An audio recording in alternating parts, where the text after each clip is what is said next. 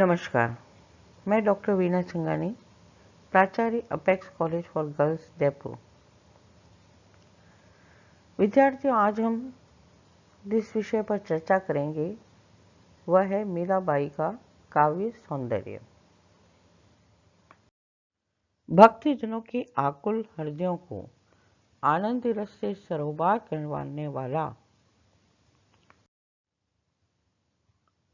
भक्तजनों के आकुल हृदयों को आनंद से सरोबार करने वाला मीरा का काव्य जन में फैले भक्तों, साहित्यिक रसिकों, संगीतज्ञों, आध्यात्मिक अन्वेषकों के व्याकुल हृदयों में अमृत का संचरण करके उन्हें सच्चिदानंद से परिपूर्ण करने वाला अक्षय स्रोत है। मीराबाई की रचनाएं मानी गई है नरसिंह जी रोमायरो, गीत गोविंदम टीका, राग सोरठ, राग गोविंद, और इसके अतिरिक्त मीरा के पदों का संकलन है जो मीरा पदावली के नाम से प्रसिद्ध है, जो भाग 1 से 6 के रूप में संकलित किया गया है। मीरा के काव्य सौंदर्य की चर्चा की रूपरेखा इस प्रकार रहेगी। विद्यार्थी, इस प्रस्तुति के माध्यम से आप मीरा काव्य के भाव पक्ष का अवलोकन कर सकेंगे। इसके अलावा मीरा काव्य की भाषागत और शिल्पगत विशेषताओं का भी अवलोकन कर सकेंगे। काव्य सौंदर्य हमेशा दो तरीके से जांचा जाता है, एक तो उसका भाव पक्ष और एक उसका कला पक्ष। भाव पक्ष के माध्यम से हम काव्य की आंतरिक पक्ष को देखते हैं और कला पक्ष के माध्यम से हम उसकी ऊपरी बनावट को। तो आज हम जो चर्चा करेंगे तो भाव पक्ष में हम 3 बिंदु उठाएंगे: भक्ति का सर्वोपरि स्थान, नाम महिमा और रस की योजना। इसी तरह कला पक्ष में हम मीराबाई की गीति कला का अवलोकन करेंगे, उनके काव्य की अलंकार योजना को देखेंगे और उनके भाव सौष्ठव पर चर्चा करेंगे।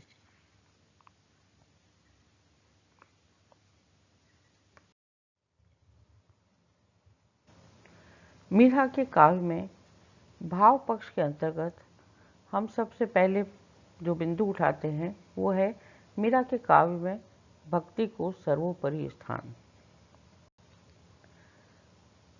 भक्ति काल के जो भी अन्य वैष्णव भक्त थे, दक्षिण के आलवार भक्त थे, सभी भक्तों ने भक्ति को हमेशा सर्वोपरि स्थान दिया और मीरा ने भी अपने जीवन में भक्ति को सर्वोपरि स्थान प्रदान किया।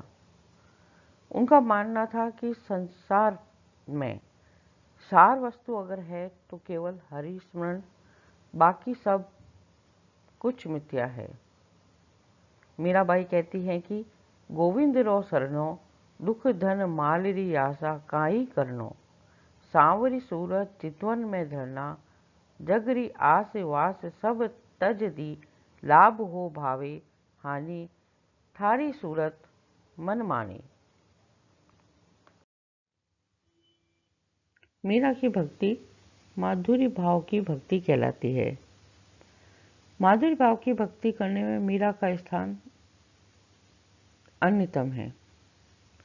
मीरा ने अपने आराध्य देव श्री कृष्ण को अपना प्रेमी भी माना है और पति भी, और इस आराध्य की उपासना करने में मीरा के काव्य में श्रृंगार रस की भी मार्मिक अभिव्यक्ति हुई है, जो उनके माधुरी भाव को और अधिक बढ़ा देती है। मीरा ने, जैसे उनका एक प्रसिद्ध पद है, कहा है कि मेरे तो गिरधर गोपाल दूसर न कोई, जाके सिर मोर मुकुट मेरो पति सोई। मीरा प्रेम दीवानी थी और वह अपनी प्रेम भक्ति में पूरी तरह निमग्न रहना चाहती थी। वह अपना आराध्य प्रीतम श्री कृष्ण के रूप सौंदर्य पर मोहित होकर नृत्य करती रहती थी। उनके मन में अपने प्रीतम को देखने की तीव्र अभिलाषा जागृत होती थी। मीरा की हमेशा यही अभिलाषा रहती थी कि उनके जो प्रीतम हैं, उनके पति है श्री कृष्ण, उनकी आंखों के सामने सदैव बने रहे, कभी उनसे बिछड़े नहीं। मीराबाई कहती हैं कि पिया मारे नैना आगे रहियो जी, नैना आगे रहियो माने भूल ना जाइजो जी। मतलब हे प्रीतम श्री कृष्ण, आप हमेशा मेरे नेत्रों के सामने बने रहना, हमेशा आप मेरे नेत्रों के सामने रहना, मुझे कभी भूल मत जाना। मीराबाई के भाव पक्ष का दूसरा बिंदु है उनके काव्य में नाम महिमा। मीरा की भक्ति में नाम की महिमा हमें सर्वत्र लक्षित होती है।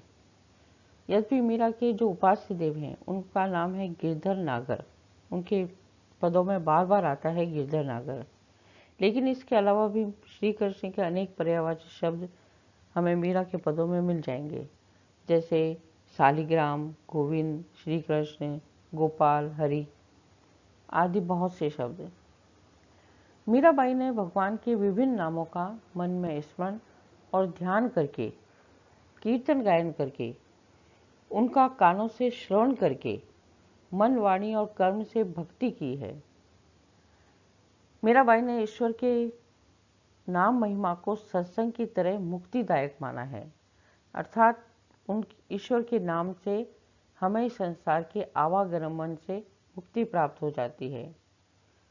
मीराबाई कहती है कि राम नाम रस पीजे मनुआ, राम नाम रस पीजे, तज कुसंग सत्संग बैठ नित, हरि चर्चा सुन लीजिए। मीरा के काव्य में रस योजना। मीरा का जो काव्य है वो सोच समझ के बनाया हुआ काव्य नहीं है, बल्कि मीरा का काव्य उनके हृदय से निकले उद्गार है। कृष्ण प्रेम की मतवाली मीरा ने मन ही मन अनेक मधुर मिलन के सपने सजोए हैं। मीरा की कविता का प्रमुख जो रस है वो है विप्रलभ, जिसका दूसरा नाम कह सकते हैं वियोग श्रृंगार है। मीरा का काव्य एक विरहिणी नारी की समस्त व्यथाओं को लेकर फूट पड़ता है। यही कारण है कि उनके विरह वर्णन में आंतरिक वेदना का समावेश होने से मानसिक पक्ष की प्रधानता है। मीरा का विरह स्वानुभूत, स्वयं अनुभूत किया हुआ होने के कारण मार्मिक वेदना की एक सच्ची हृदय स्पर्शी कहानी बन गया है। वास्तव में उनके विरह का सही मूल्यांकन तो वही हृदय कर सकता है जो स्वयं इस विरह की अग्नि से जला हो। मीराबाई ने कहा भी है कि घायल की गति घायल जाने और न जाने कोई, यानी जो घायल होता है वो ही घायल की वेदना को समझ पाता है, कोई दूसरा उसको नहीं समझ पाता। मीरा ने अपने आराध्य प्रीतम को जोगी और ओल्गिया कहकर उसके विरह वियोग में मार्मिक भावों की अभिव्यक्ति की है। यानी वो अपने काव्य में मीरा कृष्ण को कभी जोगी बोलती है और कभी ओल्गिया कहती है।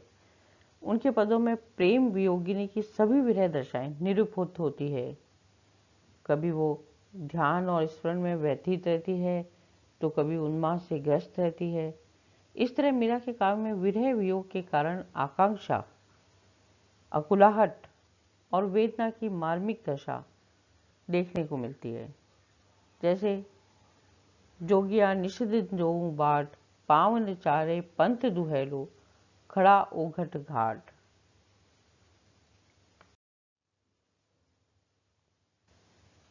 मीरा के काव्य में श्रृंगार रस के अंतर्गत संयोग श्रृंगार का भी वर्णन हमको प्रचुर मात्रा में मिलता है। मीरा को ऐसा लगता था कि जब उनके प्रीतम उनके पास हैं तो वह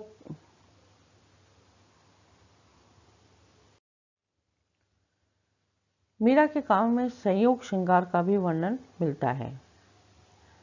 मीरा के प्रीतम एक लंबी अवधि के पश्चात जब घर लौट आते हैं तो मीरा का विरहिणी मन प्रसन्नता से प्रफुल्लित हो जाता है। आनंद से गा उठता है। वियोग समाप्त हो जाता है। मीरा खुशी से गाती है कि सहेलियां साजन घर आया हो, बहुत दिनों की जोवती विरहणी पिव पाया हो। रतन करू ने छावरी ले आरती साजू हो, पिया का दिया संदेशड़ा ताही बहुत निवाजू हो।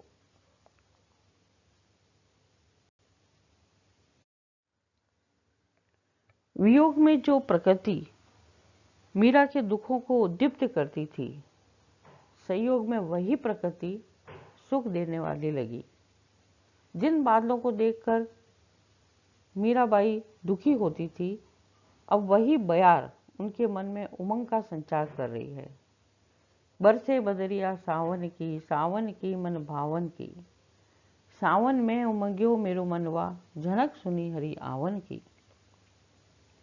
श्रृंगार के अतिरिक्त मीरा काव्य में शांति रंस की भी व्यंजना हुई है, जिसमें सांसारिक धन वैभव की क्षण भंगुरता का बार बार उल्लेख हुआ है। मीरा जन्म से भक्ति, इसलिए संसार के प्रति उदासीनता का भाव उनके काव्य में होना स्वाभाविक बात थी। उनके अनेक पद हैं जिसमें सत्संग की महिमा और संसार के प्रति विरक्ति दिखाई देती है। तो विद्यार्थियों, अब हम चर्चा करते हैं मीराबाई के काव्य की कला पक्ष की। कला पक्ष यानी किसी भी काव्य की बाहरी कला को देखना। तो पहला हमारा जो बिंदु रहेगा वो है मीराबाई की गीति कला। इस संबंध में प्रसिद्ध साहित्यकार डॉक्टर राम कुमार वर्मा के शब्द बहुत महत्वपूर्ण हैं। उन्होंने कहा कि गीति काव्य के अनुसार मीरा की कविता आदर्श है। मीरा ने ना तो रीतिकाल की गवेषणा की और ना अलंकार शास्त्र की। उनके हृदय में निर्झर की भांति भाव आए और अनुकूल स्थान पाकर प्रकट हो गए। भाव, अनुभाव, संचारी भावों के बादलों में उनकी कविता चंद्रिका नहीं छुपी, वरन निरभ्र हृदयावकाश में बरस पड़ी। हृदय की भावना मंदाकिनी की भांति कलकल करती हुई आई और मीरा के कंठस्थ सरस्वती की संगीत धारा में मिल गई। वह भावना संगीत का सार बनी और उसी में मीरा के हृदय की अनुभूति मिली। गीतिकाव्य कवि के अंतर मन की वह स्वतः प्रेरित तीव्रतम भावाभिव्यक्ति है, जिसमें विशिष्ट पदावली का सौंदर्य अनुभूति के ऐक्य और संगीतात्मकता के योग से द्विगुणित होता है। मीराबाई की गीति कला का यदि हम सही मूल्यांकन करें तो उनकी गीति कला में आत्मा अभिव्यंजना, संगीतात्मकता, अनुभूति की पूर्णता और भावों का ऐक्य स्पष्ट दृष्टिगोचर होता है। मीरा के विरह के पदों में मीरा का अपना विषाद है, अपनी आत्मा अभिव्यंजना है। मीराबाई कहती है कि डार गयो मनमोहन पासे, विरह की मारी मैं बन बन डोलूं, प्राण तजूं करवत लियूं काशे। मीरा के प्रभु हरि अविनाशी, तुम मेरे ठाकुर मैं तेरी दासी। इसी तरह मीरा के गीतों में संगीतात्मकता का पूर्ण रूप से समावेश है। मीरा के पदों में राग गुजरी, हमीर, कमोद, मुल्तानी, मालकोस, झिंझोटी, शतमंजरी, धानी, पीलू, खमाच, पहाड़ी ऐसी अनेक राग उपलब्ध है। हम ये कह सकते हैं कि मीरा अपने युग की सर्वश्रेष्ठ गायिका थी।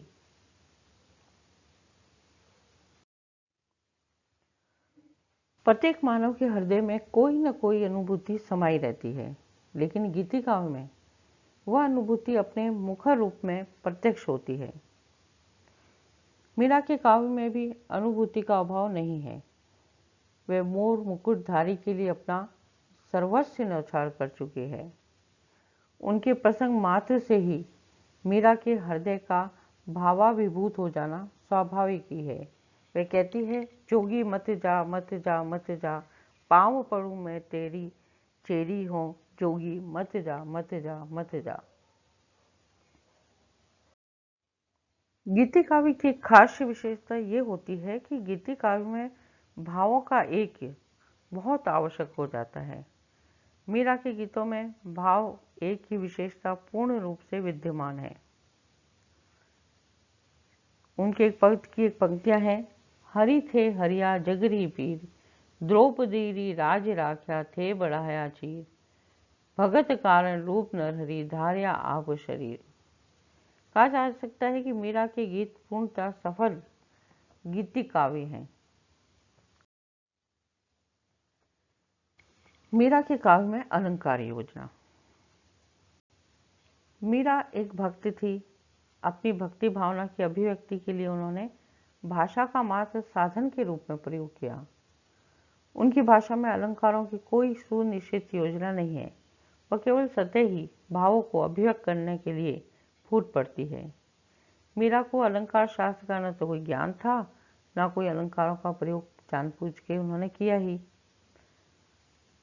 उनके काव्य में 3 प्रकार के अलंकार, शब्दालंकार, अर्थालंकार और उभयालंकार मिल जाते हैं, किंतु प्रधानता अर्थालंकार की ही है, क्योंकि मीरा के भावों की गंभीरता है और कल्पना की उड़ान नहीं।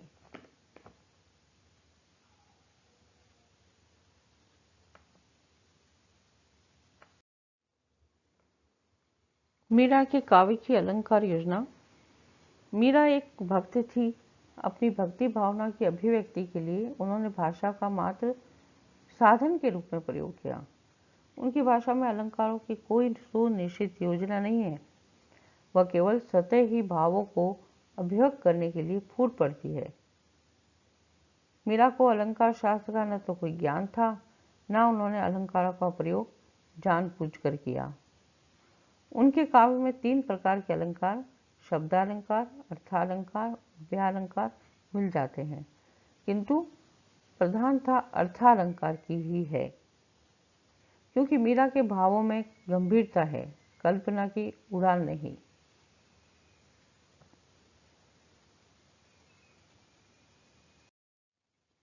मीरा के काव्य में अलंकारों का आना सहजता कह सकते हैं। मीरा भावों की कवित्री है। यही कारण है कि उनके काव्य में रूपक, उपमा, उत्प्रेक्षा, अत्युक्ति, उदाहरण आदि अलंकारों का प्रयोग प्रमुख रूप से हुआ। जैसे उपमा का उदाहरण, पाना जू पीली पड़ी री, लोग कहे पिंड वाय। दृष्टांत का, गणिका कीर पढ़ावता, वैकुंठ बसाणी जी। रूपक, असुआ जल सींच सींच प्रेम बेल बोई। उदाहरण, जू चातक धन रहे, मछली जू पानी हो। कला पक्ष के अंतर्गत ही हम बात करेंगे मीरा की भाषा की। मीरा का जन्म, जैसा कि हमें विदित है, राजस्थान में हुआ, अतः मीरा के पदों की जो मूल भाषा है वो राजस्थानी ही है, जिसमें ब्रज और गुजराती के शब्दों का मिश्रण हुआ है। खड़ी बोली और पंजाबी का भी उनकी कविता में पर्याप्त प्रभाव देखने को मिल जाता है। मीरा की भाषा का अध्ययन करके विद्वानों ने ये माना है कि उनकी भाषा में प्रभात्मकता, भाव प्रवणता, संगीतात्मकता, छंद, अलंकार और मुहावरों का प्रयोग स्वाभाविक रूप से हो गया है। तो विद्यार्थियों, संक्षिप्त रूप में हम कह सकते हैं कि मीराबाई एक मध्यकालीन हिंदू आध्यात्मिक कवित्री और कृष्ण भक्त थी। वह भक्ति आंदोलन के सबसे लोकप्रिय भक्ति संतों में एक थी। राजस्थान के इतिहास में मीराबाई का आविर्भाव शिलाखंड पर एक कमनीय लता के पल्लवित और कुसुमित होने के समान है। सांवरे के रंग में रंगी हुई इस प्रेम प्रतिमा की स्वर लहरी ने केवल मरुभूमि राजस्थान ही नहीं, वरन संपूर्ण भारत को अपनी पावन भावधारा से अभिसंचित किया है।